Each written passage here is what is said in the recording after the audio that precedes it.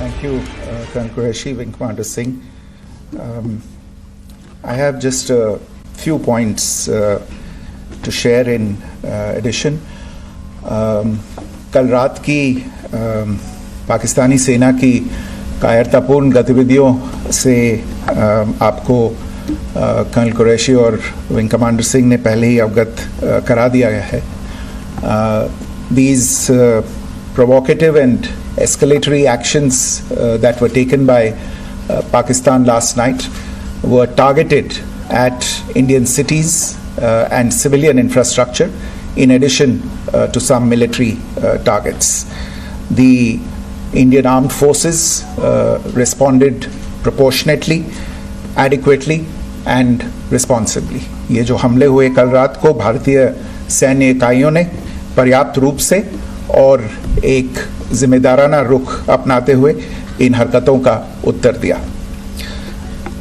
What I want to underline is that the official and blatantly farcical denial of these attacks that Pakistan carried out by the Pakistani state machinery is yet another example of their duplicity and the new depths that they are plumbing in their quest for disinformation. The other point in the same vein is Pakistani claims that they did not target or attack any religious places. You would recall that yesterday I shared with you an incident related to the attack on a Gurdwara in Punch.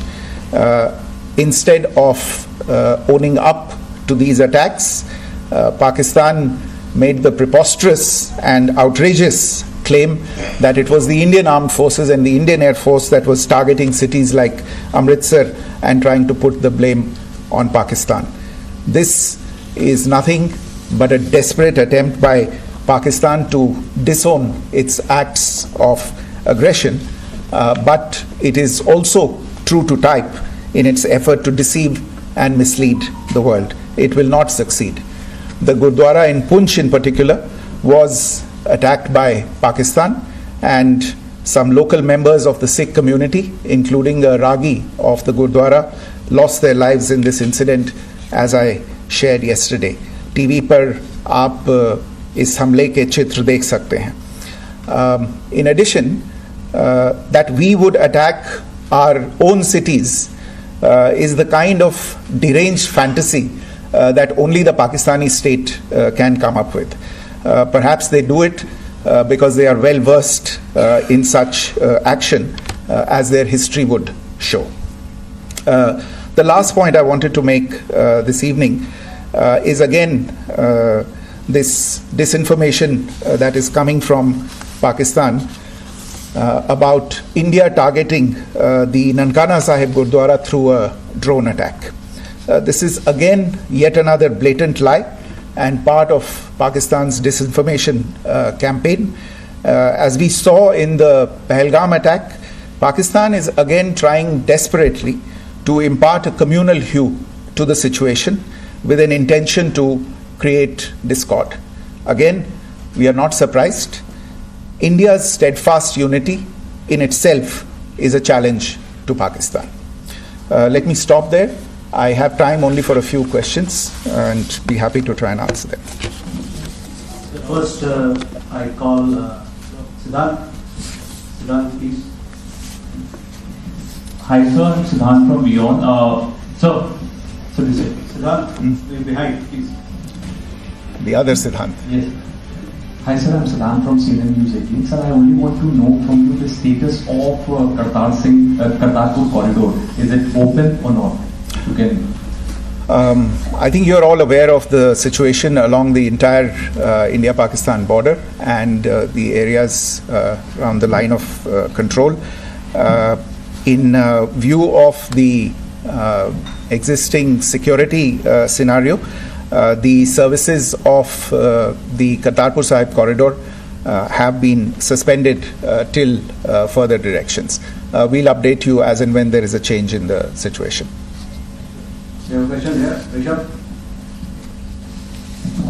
So, good evening, Kishore from Times Now. So, you spoke about religious places being hit in Jammu. There's another religious place which is Caroline Nun Church that has been hit. What do you have to say about it? If you can explain it. Yeah, actually, we do have some information about this extremely regrettable and condemnable incident during heavy shelling across the line of control in the early morning of 7th May. A shell fired from Pakistan landed just behind the Christ School run by the Carmelites of Mary Immaculate congregation in Puj. Tragically, the shell fired from Pakistan hit the home of 2 students of the Christ School. Both students unfortunately lost their lives and their parents were severely injured. Another Pakistani shell struck a Christian convent of nuns belonging to the congregation of the Mother of Carmel, damaging water tanks and destroying solar panel infrastructure.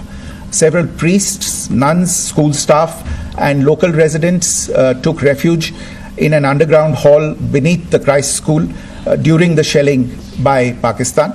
The school happened to be closed at the time, fortunately. Otherwise, more losses would have occurred. Again, we have seen the Pakistani side targeting and shelling places of worship with a particular design. This includes gurdwaras, these convents and temples. This is a new low even for Pakistan.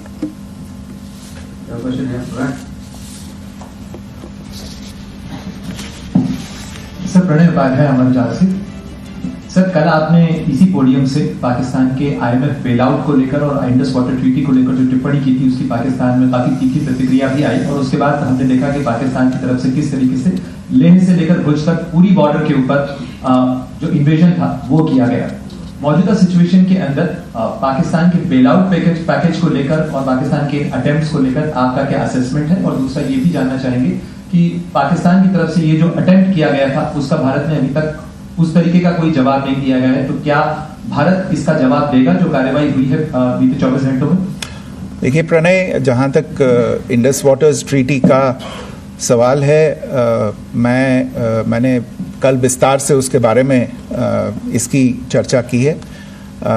Indus waters treaty is in abeyance and as such I have nothing further to add to the decision that was announced by the cabinet committee on security.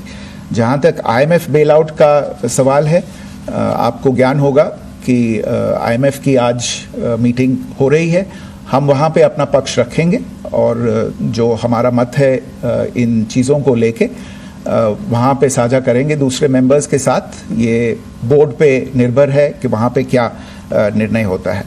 और जहाँ तक जो कार्रवाई हुई है उसका जवाब देने का जो आपने जो प्रश्न उठाया है, जो आज ब्रीफिंग हुई है, जो आपको सूचना मिली है, मैंने भी कहा है कि जो आज सवेरे तड़के सवेरे जो गतिविधियाँ हुई, भारत ने उनका एक जिम्मेदाराना पूर्ण तरीके से और एक पर्याप्त तरीके से उसका जवाब दे दिया है.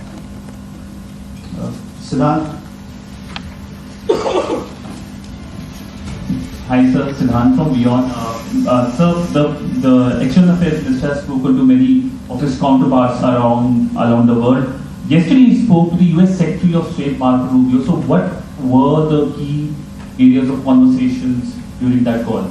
Yes, the minister had a conversation with the US Secretary of State. As you can imagine, the focus of discussions was the terrorist attack in Pahalgam and the response that India mounted after that on the 7th of May. The Secretary of State shared his thoughts on these developments with the minister. The minister deeply appreciated the US's commitment to work with India in the fight against terrorism, and he also underlined the targeted measures that India had taken in connection with Op Sindoor. The minister also underlined that India would firmly counter any attempts at escalation from there. But in follow-up to that, as you are aware, there have been a number of other conversations. The minister had a conversation with the UK Foreign Secretary, David Lammy, today. There too, the discussion centered around countering terrorism, for which there must be zero tolerance. And I understand just a short while ago, the External Affairs Minister has also spoken to the Foreign Minister of Norway, Espen Barth Eide, which was also focused on recent developments stemming from the terrorist act in Pahalgam. One last question, Sudhi. Sir, once again, thank you for the invitation from Bloomberg. Once again, India had struck Bahawalpur the other day, which is also connected with the murder of one of us journalists, Daniel Pearl. If you could give us an understanding of what exactly are the reports that you're getting. Well, you're right. Bahawalpur is the headquarters of the Jaish-e-Mohammed terrorist group that is proscribed by the United Nations. Its leader, Maulana Masood Azhar, is a proscribed individual.